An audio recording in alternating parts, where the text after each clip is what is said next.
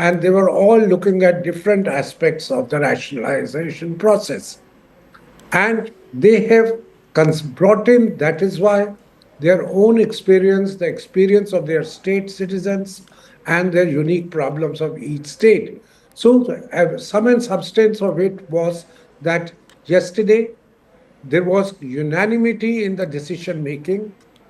Each state may have put forward a point or two of its own, but at the end of it, when the call got taken, the final call, and the finance minister mentioned it last evening in a late evening press conference, that everything was done through consensus, and it shows that the decision making, there's nobody unhappy. The give and take may have taken place, but at the end of the day, the product which has come out, that must be appreciated. Okay. Sorry, yeah. Right. Yes, I can. Just want to quickly now bring in my other guest also. I'm joined in by Sirish Kodada, who's the MD and CEO of Binds Consulting. Let me quickly take that point that you were making forward with Nirupama as well. Nirupama, how do you speak to the fears of states that are reliant on GST? And you're looking at a year which has been rather heavy on floods and is going to also cost the agrarian economy. So how do you speak to fears, say, for states like Tamil Nadu, Karnataka, even Maharashtra, Gujarat? Okay, thank you. So two things here. I think first one, if we look at, is in terms of the agricultural sector. And I think in terms of the reduction that has been offered for agricultural sector is sizable, whether it's agri or agri-allied. So mainstay agri as well as for fertilizers, irrigation, tractors, infrastructure, you see quite a reduction as far as GST rates are concerned, which will be very good.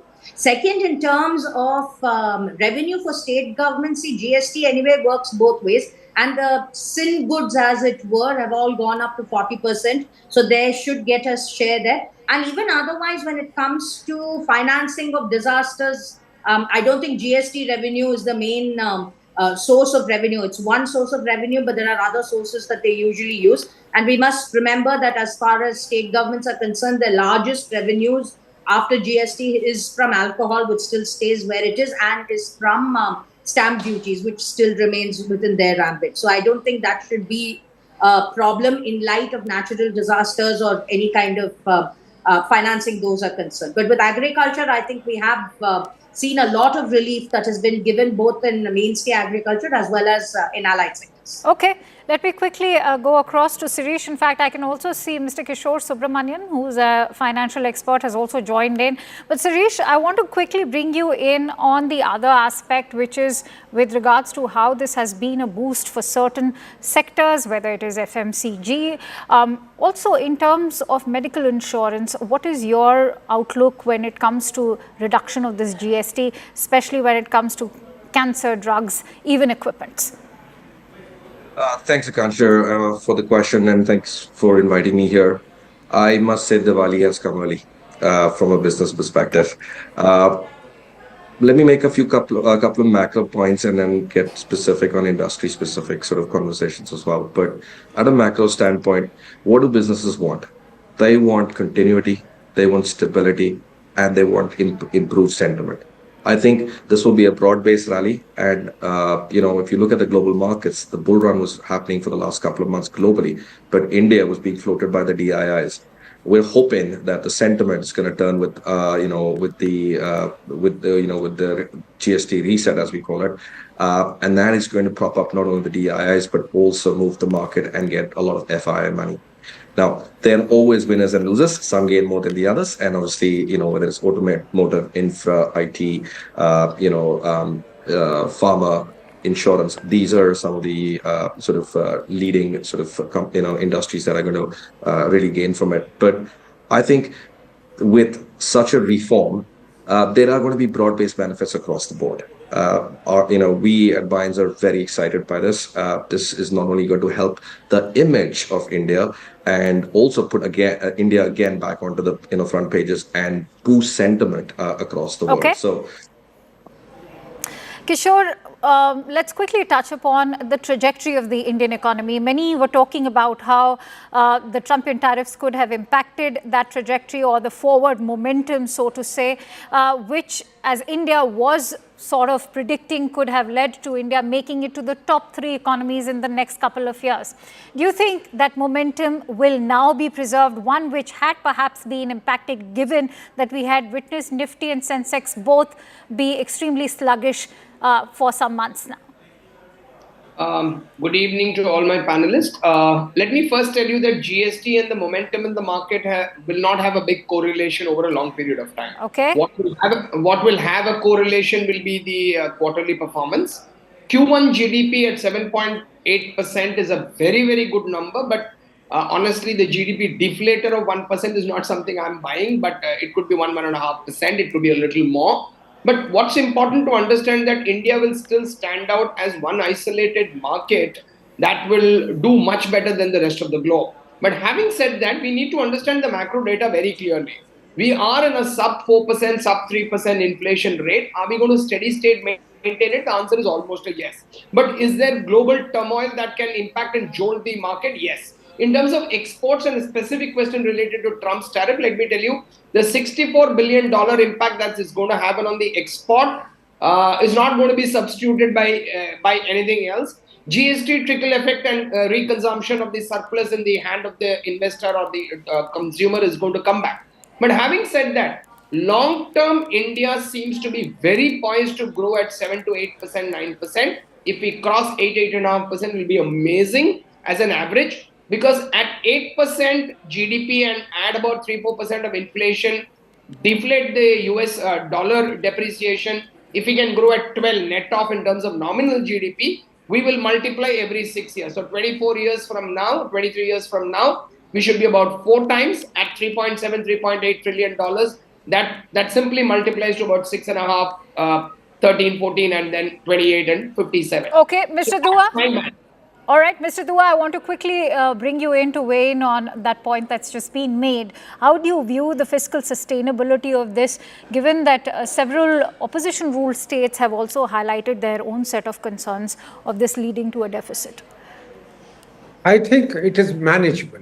The finance minister had anticipated that the loss in revenue, or I would say she didn't like the word loss in revenue, that the reduction in GST income would be about 93,000 crores annual, of which they expect the government that about 45,000 crores will get made up by certain items being moved from 28% to the 48% bracket, 40% bracket, and the fact that the Cess has been allowed to be agreed to be continued till the end of the current calendar year. And so that 12% Cess gets the central government some income, which it could use to offset the remaining 48,000 crores. That's about 4,000 crores a month. I think that much of, given our size of the budget, the government can absorb that kind of a figure. And the states have also see the point that whenever there has been a reduction in the tax rates, be it the income tax rates or the indirect taxes, remember we used to have a 98.5% income tax rate in the 70s. You removed that, and you did see that post 1991 there was a climb up of the GDP. Of the tax GDP ratio as well as the tax base. The similar positive effect is being expected, that lower GST rates would fetch greater revenue, and that's going to go to the states as well, seems to towards them. Nirupama, how do you weigh in on more revenue also being generated through perhaps now a more competitive domestic market landscape? Yeah, I actually think the compensation for revenue that has, as Mr. Dua very rightly said, has already been taken into account. And I think this would be rather short term. And when we're saying short term, you would see adjustments happening maybe for over a year, 2 years for it to stabilize at the most. So I don't see a very large dip in the long run. And I think in the long run, your direct tax collection may also actually increase. because your general compliances will go up, your cost of compliance has significantly come down, which maybe attracts new businesses. I mean, we should remember cost of compliance is quite high today for many of the small businesses, and I think this would help there. And I think, generally speaking, in terms of compensation for the states as well, the cess certainly will improve. And depending on how it goes, we still have about 6 to 8 months of the current financial year. And if indeed it's required, I'm sure they can take it on a case-to-case basis to see whether they want to extend it by another year or so, just to make sure that the states aren't left bereft of a chunk of revenue for them. So I don't really see this as being hugely problematic. In fact, long term, I see more gains emerging from this, because we should also keep in mind that ultimately the kind of benefits that have been made and the sectors that in which the benefits have come in accrue to the public in very significant areas, things like healthcare, education, and in some cases real estate, all of which are actually very good. And if owning a home and miscellaneous services and those senses come down in terms of what you can afford, then hopefully the number of homeowners will go up, in which case stamp duty goes up directly for state governments. All right. Thank you for making some very interesting points. One being that with regards to compliance and tax filings, the other you've also made is with regards to cess compensation. So I want to in fact bring in Sirish on that point of cess compensation. Sirish, many economists and analysts have also highlighted that India is looking at the sunset era of cess compensation. Do you think that this two-tier system is now going to propel us towards it? I'm really hoping so, because I think Nirupama ji very rightly said, I mean, from a business perspective, what do we want? Effectively, we want the compliance to be easier to do and the cost of compliance to come down. So whether you call it a cess or a tax, and I'm simplifying it for the audience here, we want it to be easy. We want it to be straightforward, and we do not want to get stuck in, more complexity in any way, shape, or form. So I'm hoping that, whatever the bill that is still to be paid from a cess compensation is done as soon as possible, so that we have one single way and a clear-cut method of doing, paying our taxes and paying and doing the right thing, right? So I think still there are a few questions that we would like to get answered. Nothing that will come out in time. But in terms of the first step, I think this is a great step in the right direction. And I think if we can continue looking at it from a perspective of how do we keep it simple, especially for the wider audience. Yeah. Okay. Kishore, would you weigh in on the aspect of tax filing and compliance, something that's just been discussed as well, because many startups have been complaining about, particularly when it comes to GST tax filing. That's been a very complicated procedure, but with this now becoming a two-tier system, this is going to aid startups and MSMEs particularly. I seriously pray and hope so. I'm an entrepreneur, so I know right from getting a GST certificate, for which you have to openly, I'll tell you, pay a bribe. Thank you for saying that, because I've been asking everyone and I've been getting mixed responses. No. Let me tell this to you on national media. I have even spoken to a GST officer who said that if you don't pay the bribe, you can make complaint to anybody, you'll not get it. This is an open statement. Okay, this is the bureaucratic. No, I'm glad that you talk about that red tapeism, which was also perhaps complicating GST so far. Yeah. See, I honestly believe this government has done wonderful work with GST reform and GST. But having said that, you have to call a spade a spade. The bribe still continues, and whomever you know in the world or whatever you can do and complain, it doesn't work. So having said that, I believe that bribery was earlier in the blood, now it's gone into DNA. It will take some time for us to cleanse the system. It will happen. I slowly believe that automation, systems, processes, automatic window clearance, single tire system, two-tier system, whatever you call it, where the automatic clearance will help. On terms of compliance of returns, I think fairly it's robust as a system. It doesn't have a problem. Yes, sometimes refunds have a problem. Sometimes input credits have a problem. And also, while we call a spade, we also need to understand that there is a lot of systemic,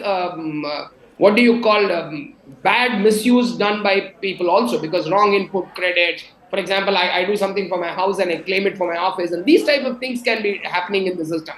So there are two sides of the coin. We need to look at it both with equal weightage. But I strongly believe that automatic window clearance and GST registration numbers and serious side of red tapeism that happens to get a GST number. If you have 3 organizations in one building, apparently the GST officer is not okay with it, which means according to the GST officer, you need to have 3 premises just to run 3 businesses. This is like absolutely nonsensical, not fine. Mr. Dua, would you like to come in on that? Many have also highlighted how perhaps reducing this to now a 2-tier system is also going to help. So, I think one way to reduce corruption is to reduce the discretion. And towards that end, a couple of steps have been taken yesterday. One of that is that registration now, it should be possible to get it done within 3 days, not 30 days. The regulation itself is being changed to make sure that the registration is near automatic, and unless it is rejected within those 3 days, a reply can be expected. Similarly, to get a refund, arrangements have been made. Finance Minister did announce that up to 1,000 rupees input credit is almost near automatic, and that will also have to be given within 1 week itself. On the rest, the answer, the refund limits have also been shortened. I think those have been brought down to 30 days. The reducing the discretion is one way to reduce the corruption. But at the same time, I think there is also need for deterrent action if the compliance with whatever has been prescribed. You do find certain cases where such blatant answers are being given, saying you can go wherever you like, but I'm going to take my pound of flesh. That the government, the senior officials must come down heavily on the persons making such statements.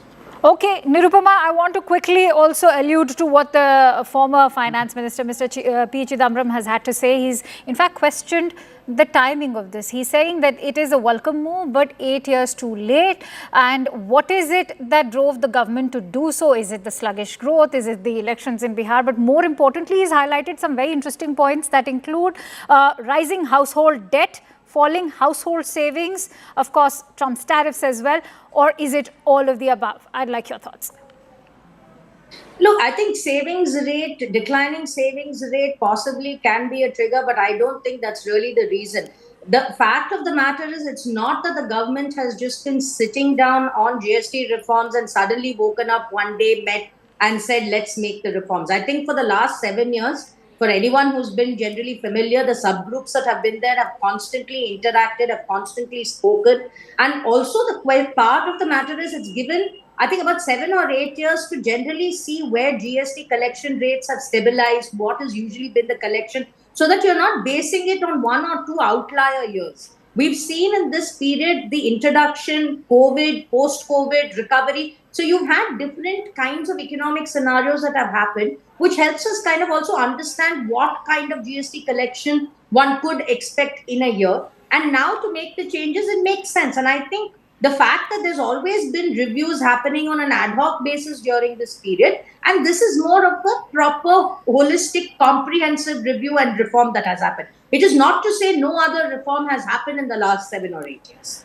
Okay, I can see Kishore wants to come in on that point. Kishore, keep in mind that it's taken 8 years to make these changes, especially in the design and structure now.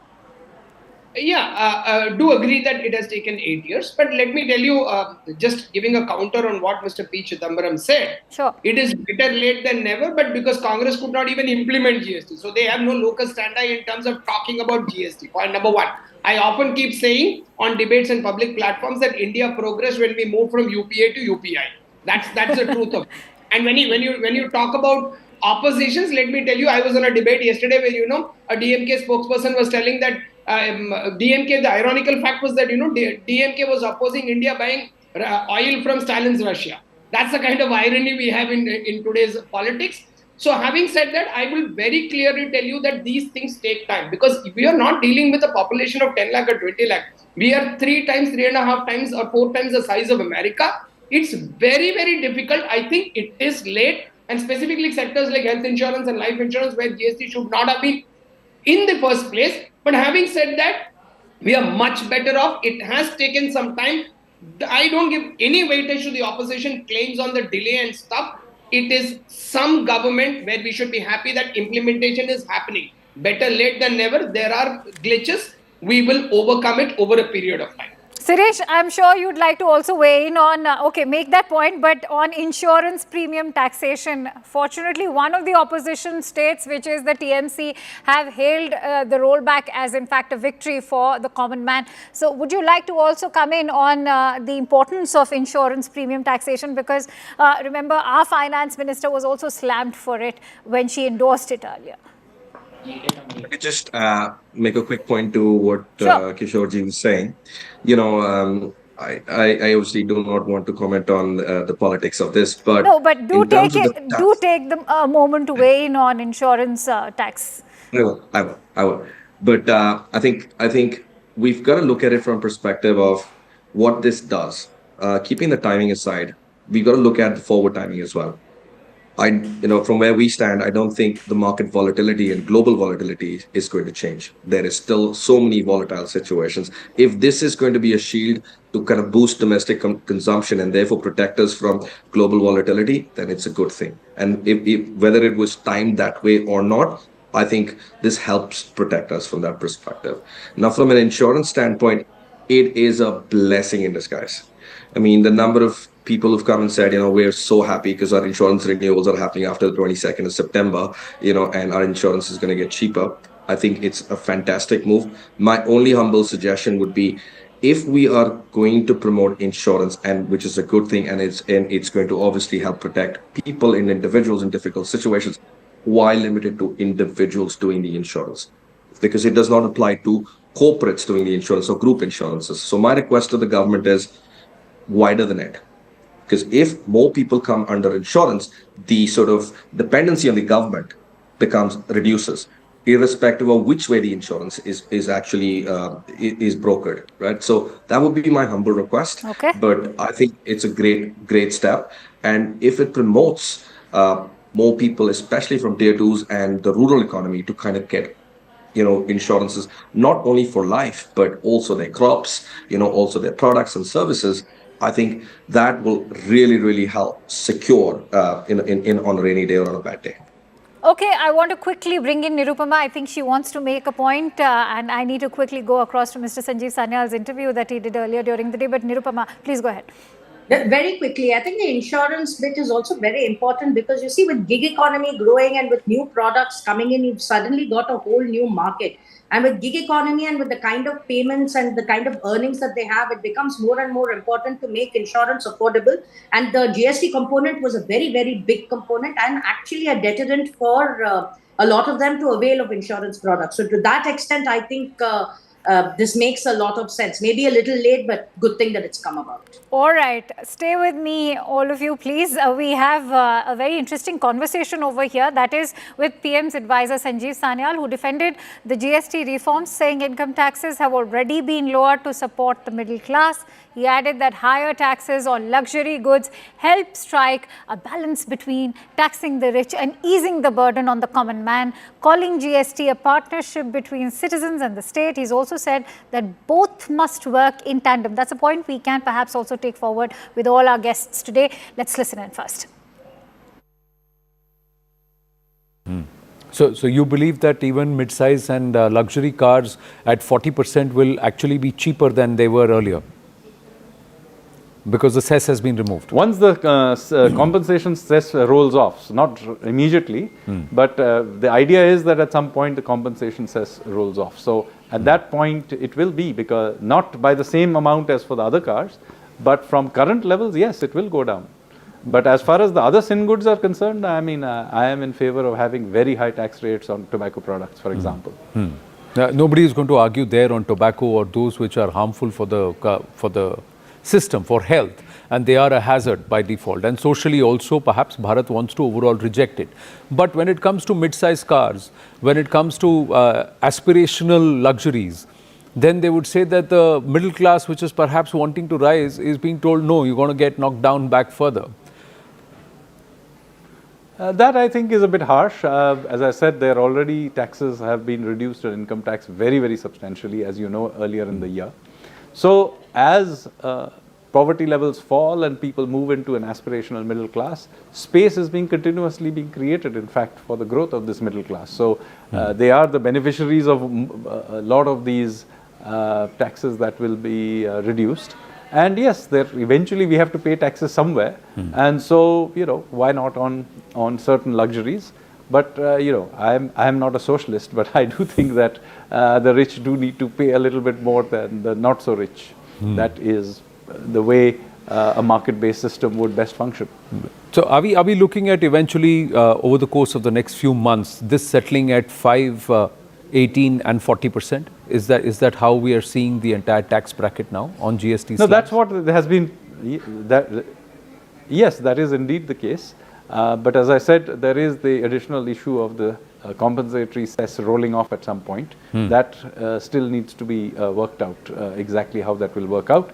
But let me say that this is, the discussion has entirely gone on to the discussion on slabs. But in fact, a whole bunch of process reforms are also announced, which are, in my view, at least from a business perspective, just as important. Yeah. For example, getting a GST number over time had become somewhat more complicated. There were good reasons why things had been tightened, because there had been misuse, but it is also true that it had become unnecessarily complicated, and you had a form of inspector/license permit Raj returning. So as the Honorable Finance Minister announced, we now are creating a system where 97% of applicants will get their GST number within, say, 3 days. A small minority where there is some issues, we will continue to take some time over it. But even there, the system will be made much more transparent, so that the GST inspector Raj can be curtailed. I was about to come to that. There is an element of tax terrorism with respect to GST also. Defaulters down the line, but then those who are paid in the chain are also pulled up. There is a hassle there. Is that going to be addressed? Is that going to be streamlined? Yes, the Sarkar has also announced a certain level of GST dues or will be also made available, and the refunds will also come in through very, very soon. But how soon? And this entire tax terrorism aspect is also becoming a pain point, Sanjeev ji. And so, see, in the end, you're right that this is a partnership between the state and the citizens of this country. So this will only work with all parties play their role. There are such things as misuse and defaulters as well. So it is not the case that there isn't an issue. But on the part of the government, let us say that there are delays, there are complications, and we try to fix those all the time. And as I said, we were made aware of the fact that there was a sort of a Inspector Raj coming back in for the registration process, which we are now going to fix. Let's see how that works. If we find that doesn't, we will do something else. We appreciate that this has to work from both sides, and while we need to encourage legitimate collections from taxpayers, at the same time the government has to make it as easy as possible, as friction-free as possible, and we take that very, very seriously. For an ordinary middle-class family, what will this GST reset mean? Will groceries, insurance, school fees really feel lighter on the pocket? Well, that is the raison d'etre of what has happened. I would say that it is one of the most far-reaching reforms undertaken by, not only by the Narendra Modi government, but a very, very far-reaching reform after the post-1991. I'd place it in that same category because this is deep, this is intended, the objective is to enhance the consumption, the purchasing power from every segment of society. Look at the number of items which have a zero GST. That's a large number, and that is a direct benefit. Look at the number of items in which it has been calibrated in a downward direction. All this at a time when the fiscal deficit norms are in no way being relaxed. The ability, therefore, to project and predict the buoyancy effect will more than wipe out any transactional or transitional losses. And third, I would say that I'm quite amazed at the misplaced criticism which is being now levied. It is ironic that the very people who could not do so even the GST during their regime are now finding many loopholes and faults, even though grudgingly they have to admit that this is an important reform. But Mr. N.K. Singh, to be fair, they had been insisting that we move towards a simpler GST, these critics, for the last 8 years. So why couldn't we have done that earlier? Why now? Let me put it this way to you, and I'm being quite candid. Let me put it the fact that the idea of a GST in some form or the other, Rahul, goes back a long time. I recall that this was really embedded in the 1991 economic reforms. First, we moved towards what was known as the MODVAT scheme, if you recall. You may have forgotten that. And ultimately, it was to really lead to this kind of a unified structure. Given the complexities of that time, and because they have utterly failed to be able to get the federal states together, a very innovative measure was taken when really all states were brought on board. Part 12 of the Constitution was happily amended. States became an important partner in this change, and a unique federal experiment led to the initiation of the GST as a philosophy in itself. It needed time to settle down, and it is quite ironic that, first of all, without really admitting the fact that they had utterly failed to have any GST whatsoever, the GST was commenced during the period of Narendra Modi, and now, after having settled down, this very important decisive step.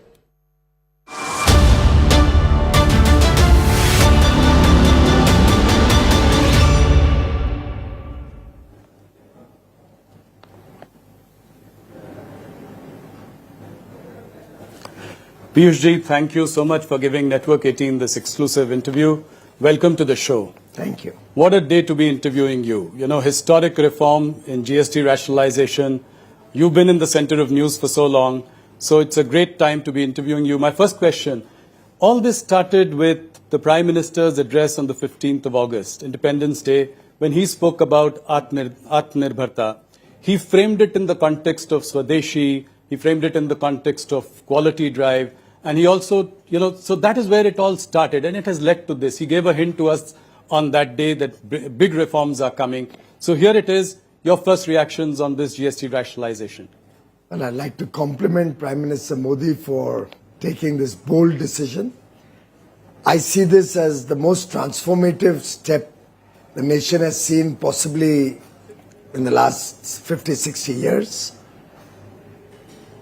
This is a journey that Prime Minister Narendra Modi started right in 2014.